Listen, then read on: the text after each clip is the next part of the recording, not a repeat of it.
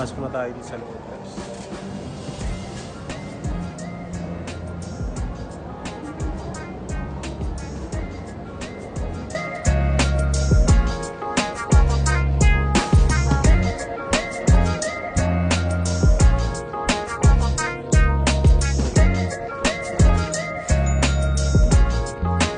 Thank you.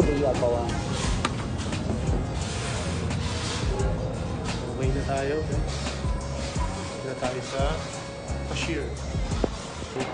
Kakatapos lang natin kumuha ng passport. And actually, di pa pala natin nakuha. By September pa yung dating. Pinadeliver ko na lang sa bahay para di na ako babalik ulit dito. So, ito pa lang yung nakuha natin. Bumili tayo ng passport cover. Para, syempre, pag nakuha na natin, meron na tayong lagayan. Diba?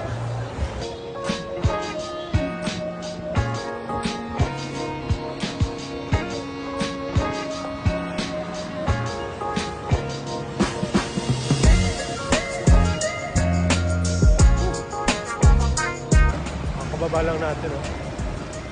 Dito na tayo sa palengke. Bili tayo. Bote.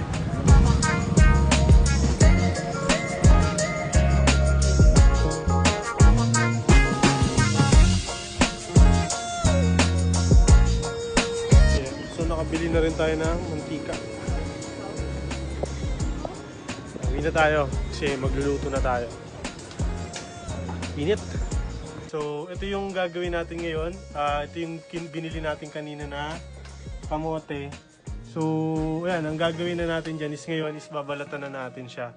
So, samahan nyo ako sa process nito para at least makita nyo rin kung paano ko siya ginagawa. Diba? So, syempre, sa mga nagtatanong, ano yung first step na ginagawa ko dito? Ang una kong pong ginagawa is babalatan ko muna siya. So, yan o. Ito yung binili natin. Guys, nga pala, ang ginagamit kong kamote dito is yung orange yung loob. Okay? Kasi mas maganda yung color niya kapag once na naluto siya.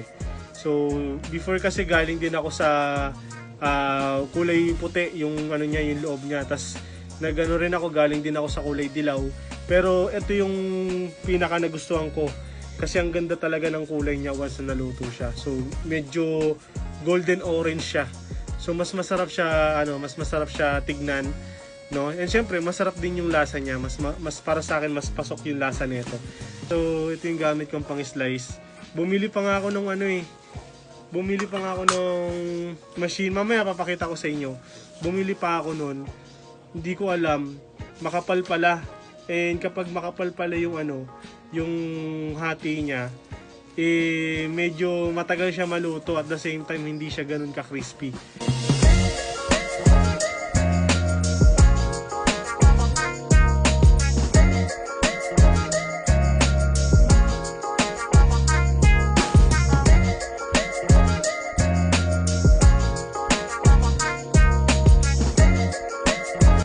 So yun guys, ito na yung kinalabasan niya. Kakaano lang natin, actually patuyo ako kanina. Yan, tuyo na yan. Hinugasan ko ulit siya, 2 beses natin siya hinugasan. And pinatuyo natin. And ito na yun. And yan, habang nandyan yan, nag-iinit na tayo ng mantika dito. Okay? So after natin dyan, pag naluto na, dito na natin siya ilalagay. So yan, let's go! So nga pala guys, kapag nagluluto ako, make sure talaga na binabantayan niyo yung luluto mo kasi sobrang mabilis lang talaga siya maluto. Minsan hindi mo mamalayan, sunog na pala. And dapat nakafocus ka talaga kasi yun nga, baka kasi masira, baka masunog. So mahirap naman, di ba? Sayang yung gawa natin. Kaya yan, tara, samahan niyo ako. Lulutuin na natin yung kamote chips. So kuha tayo. Mga ganyan lang muna. Okay, so yan. And lagyan na natin. So, make sure nyo guys na hindi siya crowded para hindi siya siksikan. Maganda lagyan nyo ng space. Tapos huwag nyo munang gagalawin nyo ng ganyan. Siguro mga 1 minute huwag nyo gagalawin. Tapos after ng 1 minute, saka nyo na siya halo-haloin. Okay? So, yun yung itsura niya. Kung maririnig nyo, sobrang crispy na niya. Diba? So, tingnan nyo. Try natin. Diba? Narinig nyo? So, ganun. So, tingnan na natin kung gaano ka-crispy to. So, ito na. Testing natin, guys.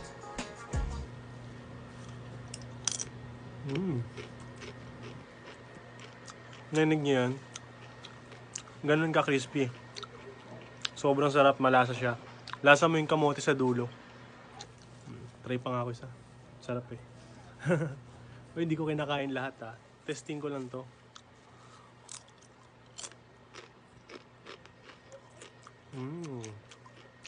Sarap. Sobrang sarap talaga. Narinig mo yung crunchy, yung crispy. Kaya yun. Paano? Tapusin ko lang to. Lutuin ko lang to lahat para matapos tayo agad. And mamaya papakita ko sa inyo paano ko siya pinapackaging. Okay? So, samahan niyo ako. Let's go!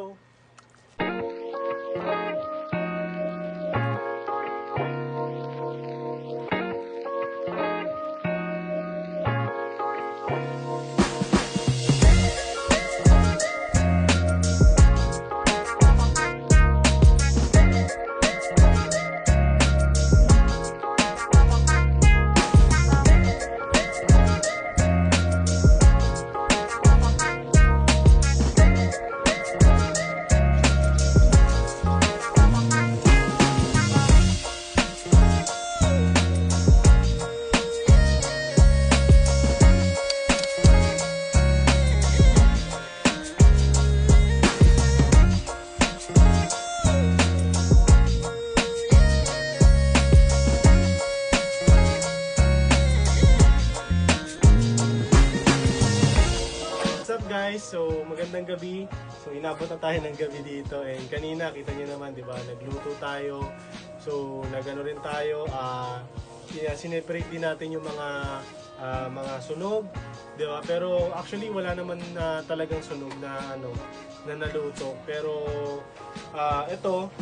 guys, ito yung ginagawa na natin ngayon. Nagpa-packaging na tayo. Okay? So actually ongoing na ako ngayon. At the moment na tayo ngayon dito. So ito na yung mga na-packaging natin. So ayan, may mga na rin tayo, may mga nalagay na rin tayo dyan. So ito ready to deliver na din yan. May mga nag-order na rin na iilan dyan. So yung iba, ibibenta rin natin sa online. So ngayon, ito gagawin natin. Ang ginagawa ko kasi dito guys, yan o, nakikita nyo meron tayong food scale. So ngayon, importante yan lalo na pag nagne-negosyo kayo ng pagkain.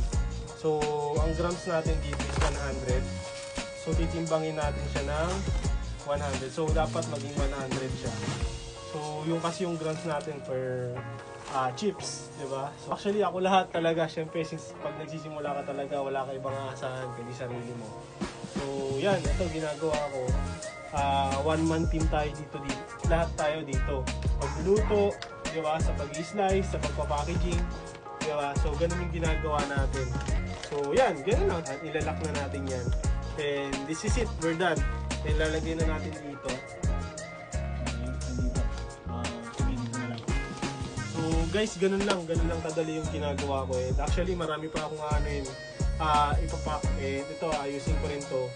So, sa mga gusto mag-order dyan, syempre, alam niyo na, message ka lang sa page natin, sa Philips Sweet Kamote Chips, para at least malaman natin and ma-deliver na natin kaagad sa inyo.